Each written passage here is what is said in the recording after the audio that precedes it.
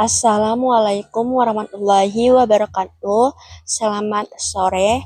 Halo teman-teman, perkenalkan nama saya Manjilat Narofia Banjar dengan NPM 02272411082. Saya dari Universitas Kairun, Fakultas Ekonomi dan Bisnis, Prodi Akuntansi. Jadi di video kali ini saya akan menjelaskan tentang teori keuangan dan perbankan syariah.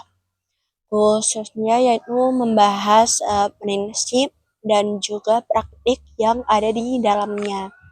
Topik ini sangat penting bukan hanya bagi kita mahasiswa ekonomi, tapi juga bagi kita semua yang hidup di era modern, di mana sistem keuangan menjadi bagian kehidupan kita sehari-hari. Kita tahu bahwa dunia keuangan merupakan salah satu aspek paling vital dalam kehidupan ekonomi modern.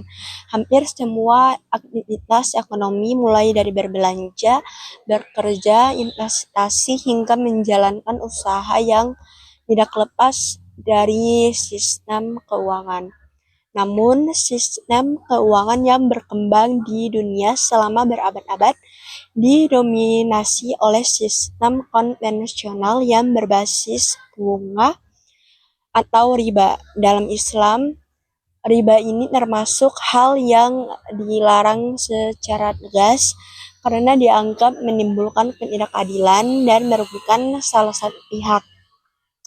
Nah, dari sinilah muncul gagasan untuk menciptakan sistem keuangan yang tetap bisa berjalan secara efisien seperti sistem konvensional, tapi sesuai dengan prinsip-prinsip syariah Islam. Sistem inilah yang kemudian kita kenal sebagai keuangan syariah dan lebih spesifiknya perbankan syariah. Keuangan syariah bukanlah hal baru lagi. Sebenarnya nilai-nilai dan prinsip dasarnya tuh sudah ada sejak masa Rasulullah Shallallahu Alaihi Wasallam.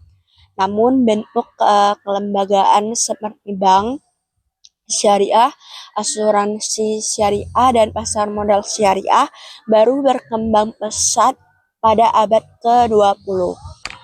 Secara umum, teori keuangan syariah membahas konsep dan prinsip yang digunakan dalam pengelolaan harta dan aktivitas keuangan berdasarkan hukum Islam. Tujuan utamanya bukan hanya mencari keuntungan semata, tetapi juga untuk menciptakan keadilan, keseimbangan, dan kemaslahatan.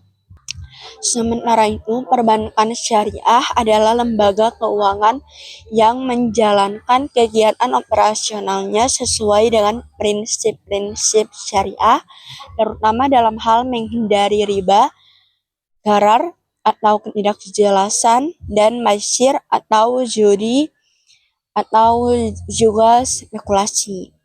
Jadi teori keuangan syariah dan perbankan syariah ini berjalan seiring. Teori memberikan dasar-dasar konseptualnya, sementara perbankan syariah adalah bentuk aplikasinya di dunia nyata. Keduanya saling melengkapi. Selanjutnya tuh perbedaan tujuan dengan keuangan konvensional. Kalau kita bandingkan dengan sistem keuangan konvensional, ada beberapa perbedaan yang cukup mendasar. Sistem konvensional menekankan pada profit maximization atau memaksimalkan keuntungan individu. Sementara sistem syariah menekankan pada keadilan sosial, keberlanjutan, dan kesejahteraan bersama. Dalam sistem syariah, keuntungan boleh dicari, tapi harus diperoleh melalui jalan yang halal dan tidak menzalimi pihak lain. Jadi misalnya tuh kayak dalam sistem konvensional, seseorang tuh bisa mendapatkan bunga dari uang yang disimpan di bank, tanpa ikut menanggung risiko usahanya. Tapi dalam sistem syariah, keuntungan didapat karena ikut berpartisipasi dalam risiko melalui skema seperti mudharabah atau bagi hasil antara pemilik modal dan pengelola usaha. Dengan cara ini, sistem syariah dianggap lebih adil dan seimbang.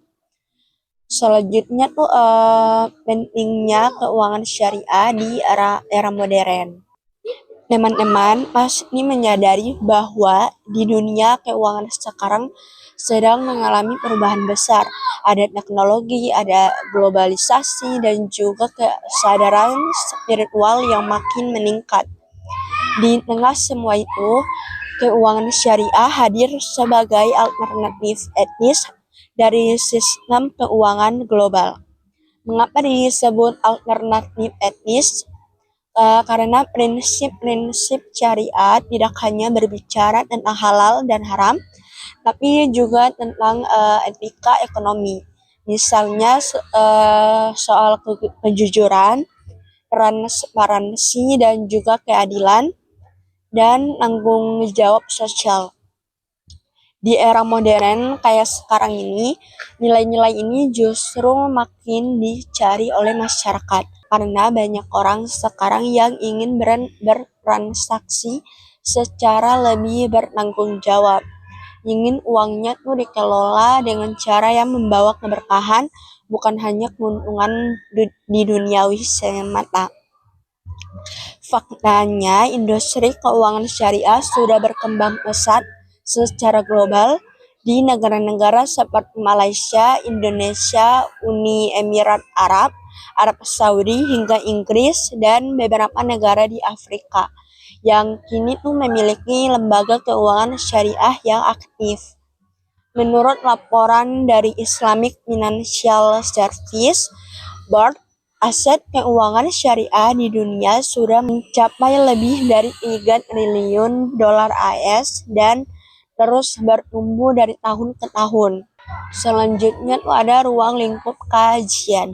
Kalau kita bicara teori keuangan dan perbankan syariah, ruang lingkupnya cukup luas. Kita tidak hanya membahas bagaimana cara bank syariah bekerja, tapi juga mencakup hal-hal seperti konsep keuangan dalam Islam, prinsip investasi halal, manajemen risiko syariah, peran zakat, infak, dan wakaf dalam sistem ekonomi, etika bisnis Islam, dan yang terakhir itu ada regulasi pengawasan lembaga keuangan syariah.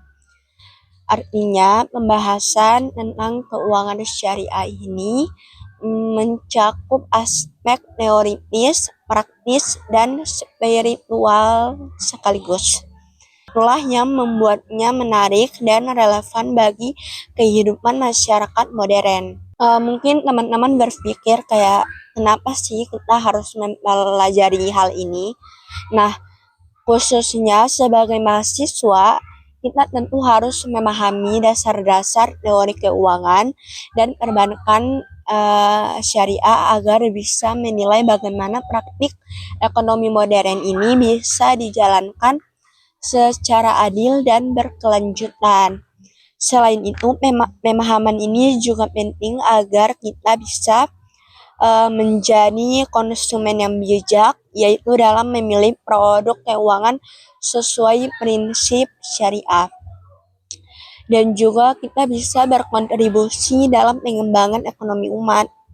Terus menjadi profesional yang berintegritas dalam bidang keuangan. Di dunia kerja, pengetahuan tentang keuangan syariah juga sangat dibutuhkan. Banyak lembaga perbankan, asuransi, maupun perusahaan yang mencari SDM dengan pemahaman ini. Jadi ini tuh bukan hanya soal teori, tapi juga peluang nyata untuk karir dan kontribusi sosial. Selanjutnya tuh ada prinsip etika dalam keuangan syariah. Salah satu hal yang paling menonjol dari sistem keuangan syariah itu adalah dimensinya yang etis. Prinsip etika Islam menekankan bahwa semua bentuk aktivitas ekonomi harus dilakukan dengan niat yang baik, dengan cara yang halal dan hasil yang bermanfaat bagi orang lain. Contohnya tuh kayak kita tuh gak boleh mengambil keuntungan tuh dari kesulitan orang lain. Kita juga tidak boleh menipu, menimbun, atau berspekulasi yang berlebihan. Harus ada kejelasan dalam akad dan transaksi. Dengan prinsip-prinsip ini, sistem keuangan syariah berusaha menciptakan keadilan sosial dan keseimbangan ekonomi. Selanjutnya tuh kayak ada hubungan antara keuangan syariah dan ekonomi Islam. Keuangan syariat sebenarnya merupakan bagian dari ekonomi Islam secara keseluruhan. Ekonomi Islam membahas bagaimana manusia mengelola sumber daya yang Allah berikan untuk kemaslahatan bersama. Di dalamnya tuh ada berbagai instrumen seperti zakat, wakaf, sedekah, dan juga sistem perbankan syariah. Jadi keuangan syariah bukan hanya urusan bank, tapi bagian dari sistem ekonomi yang lebih besar. Sistem yang ingin memastikan bahwa distribusi kekayaan tidak menumpuk pada segelintir orang saja, melainkan tersebar secara adil di masyarakat. Selanjutnya tuh ada relevansi di Indonesia. Di Indonesia, uang syariah memiliki posisi yang sangat strategis. Sebagai negara dengan penduduk muslim terbesar di dunia, potensi pengembangan ekonomi syariah itu sangat besar. Pemerintah Indonesia bahkan memiliki Komite Nasional Ekonomi dan Keuangan Syariah, yaitu KNEX, yang bertugas memperkuat ekosistem keuangan syariah nasional, termasuk sektor perbankan, pasar modal, hingga keuangan sosial seperti zakat dan wakaf. Selain itu, Indonesia juga memiliki banyak lembaga keuangan syariah, seperti Bank Syariah Indonesia atau yang biasa kita sebut BSI, ada BTPN Syariah, ada Bank Muamalat, dan lembaga-lembaga keuangan mikro syariah yang melayani masyarakat kecil. Semua ini menjadi bukti bahwa sistem keuangan syariah bukan hanya idealisme, tapi benar-benar bisa diterapkan dalam praktik nyata. Selanjutnya tuh ada prinsip dasar keuangan syariah. Mengapa prinsip itu penting? Dalam Islam, semua aktivitas ekonomi bukan hanya dinilai dari hasilnya, tapi juga dari cara dan niatnya. Karena itu, keuangan syariah punya seperangkat prinsip yang memastikan bahwa setiap transaksi berlangsung secara adil, transparan, dan halal. Prinsip-prinsip inilah yang membedakan sistem keuangan syariah dengan sistem konvensional. Ada 3 prinsip utama yang menjadi fondasi keuangan syariah, yaitu yang pertama itu ada larangan riba atau bunga atau tambahan yang tidak adil. Yang kedua tuh ada larangan gharar atau ketidakjelasan dalam transaksi. Dan yang ketiga tuh adalah larangan maisir atau unsur jadi atau spekulasi berlebihan. Selain itu, ada juga prinsip lain seperti keadilan, kerjasama atau musyarakah, dan kejujuran atau amanah, yang menjadi nilai dasar dari setiap kegiatan ekonomi syariah. Nah, jadi saya akan menjelaskan yang pertama itu larangan riba. Riba adalah hal pertama dan paling tegas dilarang dalam Islam. Secara sederhana, riba berarti itu pengambilan tambahan dari pinjaman uang tanpa adanya aktivitas produktif yang mendasarinya. Contohnya tuh kayak kalau ada orang yang meminjamkan uang senilai 10 juta rupiah, lalu dia meminta pengembaliannya tuh senilai 12 juta rupiah. tanpa ada alasan yang jelas, eh, dan tambahan 2 juta itu tuh kita bisa bilang tuh riba karena tidak adanya usaha yang jelas. Al-Quran menegaskan larangan riba di banyak ayat, salah satunya tuh dalam surah Al-Baqarah ayat 275 yang berbunyi, orang-orang yang makan atau mengambil riba tidak dapat berdiri melainkan seperti berdirinya orang yang kemasukan setan karena gila. Allah menghalalkan jual beli dan mengharamkan riba. Ayat ini menegaskan bahwa Allah membedakan antara jual beli yang produktif dan riba yang eksploitatif. Riba dianggap menzalimi karena membuat satu pihak diuntungkan tanpa resiko, sementara pihak lain dirugikan. Dalam sistem keuangan konvensional, bunga bank termasuk dalam kategori riba karena uang diperlakukan seperti komoditas yang bisa beranak tanpa adanya kerja nyata. Sedangkan dalam sistem syariah, uang itu hanya bisa berfungsi sebagai alat tukar, bukan komoditas yang menghasilkan bunga. Implikasi dalam praktik perbankan syariah, yaitu bank syariah tidak memberikan bunga kepada nasabah. Sebagai gantinya tuh mereka gunakan sistem bagi hasil atau mudharabah atau kemitraan, yaitu masyarakat. Dengan sistem ini, baik nasabah maupun bank sama-sama menanggung risiko dan berbagi hasil sesuai kesepakatan bersama. Jadi, prinsip anti riba menciptakan sistem yang lebih adil karena tidak ada pihak yang menanggung seluruh risiko sendirian. Larangan gharar yang berarti larangan terhadap ketidakpastian, penipuan atau spekulasi berlebihan dalam transaksi. Dalam Islam, setiap transaksi itu harus jelas. Jelas barangnya, jelas harganya, jelas waktunya, dan syarat-syaratnya. Contohnya tuh kayak kita menjual ikan yang masih di laut tanpa tahu apakah akan tertangkap atau tidak. Itu termasuk gharar. Dalam konteks modern, menjual produk keuangan yang tidak transparan seperti kontrak derivatif atau instrumen spekulatif juga bisa dikategorikan sebagai gharar.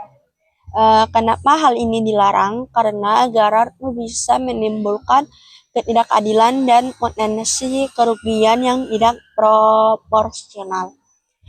Islam mendorong transaksi yang didasarkan pada kejelasan dan kesepakatan bersama agar tidak ada yang merasa tertipu.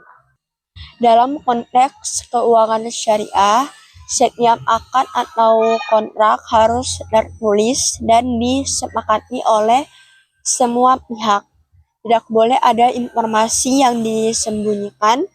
Jadi kayak harus benar-benar transparan. Terus produk-produk keuangan seperti asuransi syariah pun dirancang untuk menghindari unsur gharar melalui prinsip tolong-menolong atau ta'awun dan pembagian resiko secara adil. Dengan kata lain, prinsip ini memastikan bahwa transaksi dalam keuangan syariah bukan hanya ilegal secara hukum, tapi juga etis dan jujur secara moral. Selanjutnya tuh ada larangan maisir, yaitu larangan terhadap segala bentuk perjudian, spekulasi atau keuntungan instan tanpa usaha yang sepadan. Dalam sistem konvensional, banyak aktivitas ekonomi modern yang sebenarnya tuh mengandung unsur maisir.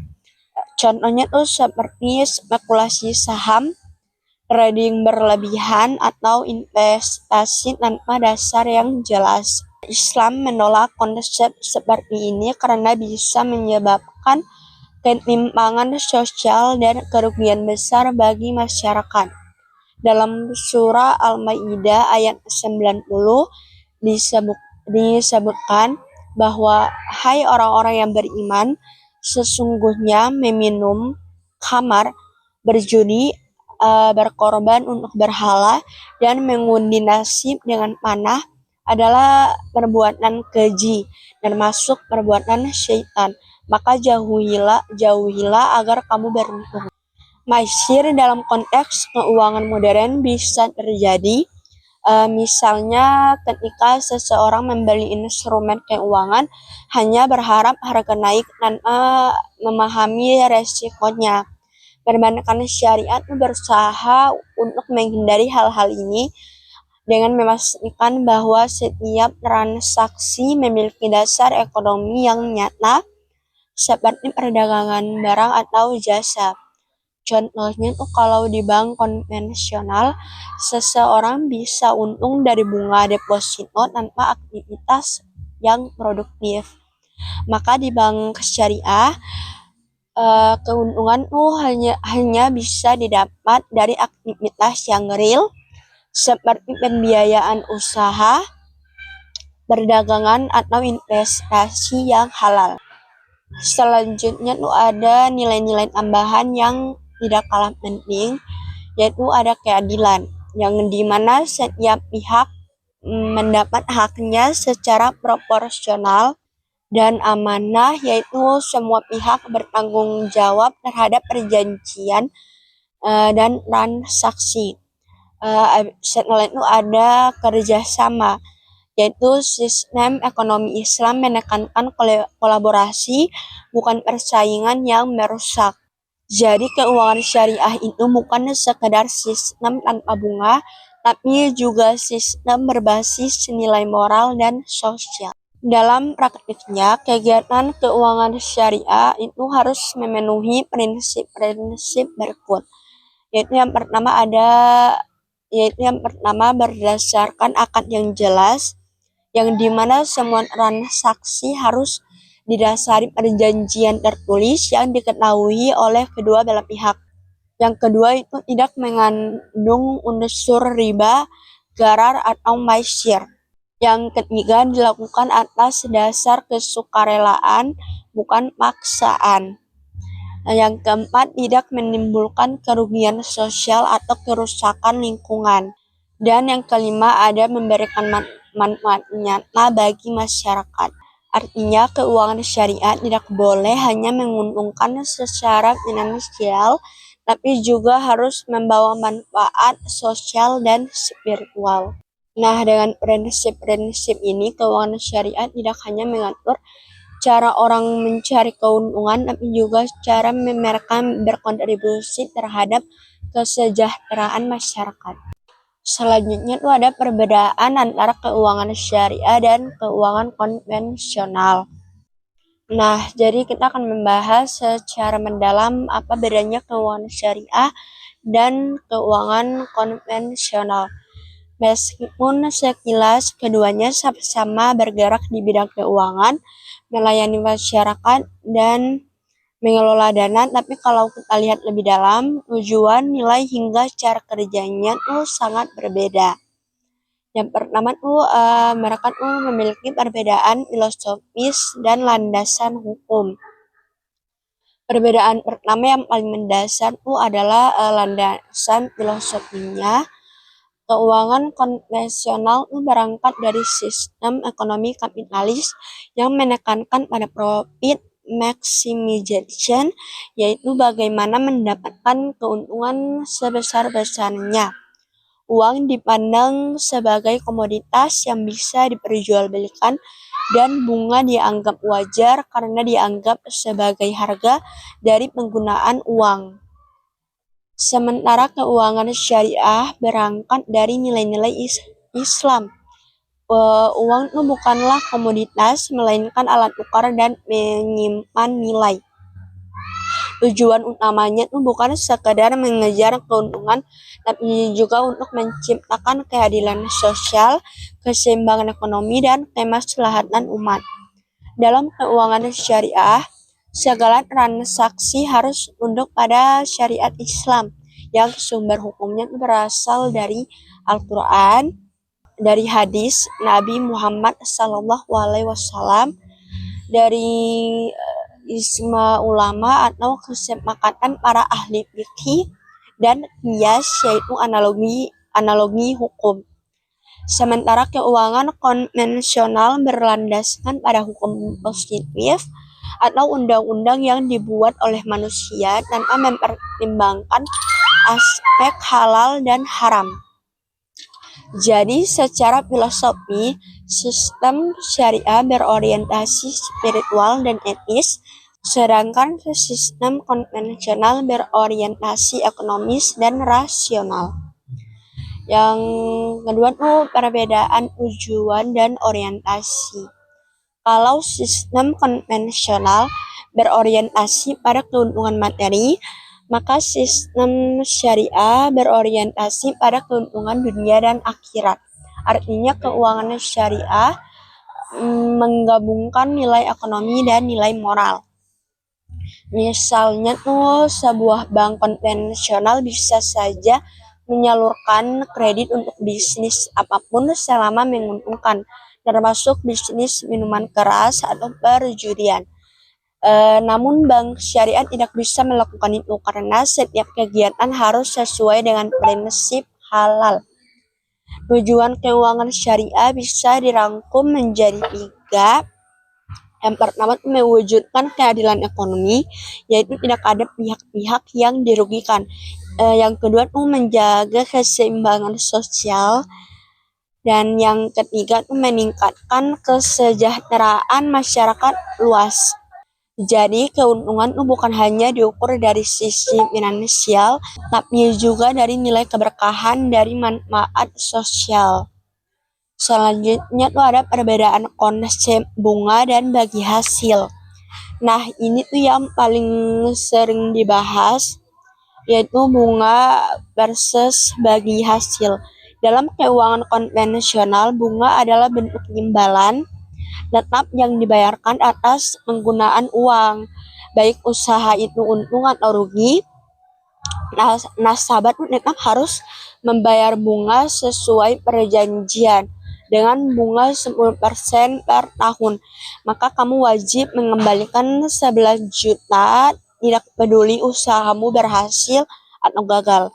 Sedangkan dalam keuangan syariah, sistem bunga diganti dengan sistem bagi hasil atau profit sharing, yaitu bagi untung dan rugi, loss and profit sharing. Artinya bank dan nasabah berbagi keuntungan sesuai kesepakatan di awal, dan kalau terjadi kerugian, keduanya juga menanggung bersama-sama sesuai porsi modal masing-masing. Contohnya tuh dalam akad mudharabah, pemilik modal memberikan dana kepada pengelola untuk usaha. Kalau usahanya untung, hasilnya dibagi sesuai rasio yang disepakati, misalnya 60/10. Dan kalau rugi, pemilik modal menanggung kerugian finansial, sementara pengelola rugi waktu dan tenaga. Sistem ini dianggap lebih adil dan manusiawi karena kedua pihak sama-sama menanggung resiko, bukan hanya salah satu pihak saja. Jadi dari semua yang kita pelajari tadi bisa disimpulkan keuangan syariah adalah sistem ekonomi berbasis nilai spiritual dan moral. Prinsip utamanya yaitu bebas riba, gharar, dan maisir. Perbankan syariah berperan menciptakan keadilan ekonomi dan kesejahteraan sosial. Teknologi dan regulasi menjadi pendukung utama kemajuannya. Yang kedua tuh ada nilai kehidupan. Keuangan syariah mengajarkan kita bahwa ekonomi itu tidak boleh terlepas dari etika. Tujuan mencari keuntungan harus dibarengin dengan niat ibadah dan tanggung jawab sosial. Sistem ini membentuk manusia yang berilmu, berintegritas, dan berkeadilan. Dan yang terakhir, harapan kedepannya yaitu semoga kita sebagai generasi muda bisa menjadi bagian dari perkembangan ekonomi syariah, bukan hanya sebagai pengguna, tapi juga bisa sebagai penggerak. Karena dengan sistem ini kita bisa membangun masyarakat yang makmur, adil, dan diridhoi oleh Allah Subhanahu wa Ta'ala. Oke guys, sekian. Terima kasih untuk teman-teman yang sudah menyimak dari awal sampai akhir pembahasan ini. Semoga video ini bisa menambah pemahaman dan semangat kita untuk berkontribusi dalam ekonomi syariah. Wassalamualaikum warahmatullahi wabarakatuh. Jangan lupa untuk like, comment, and subscribe. Bye-bye.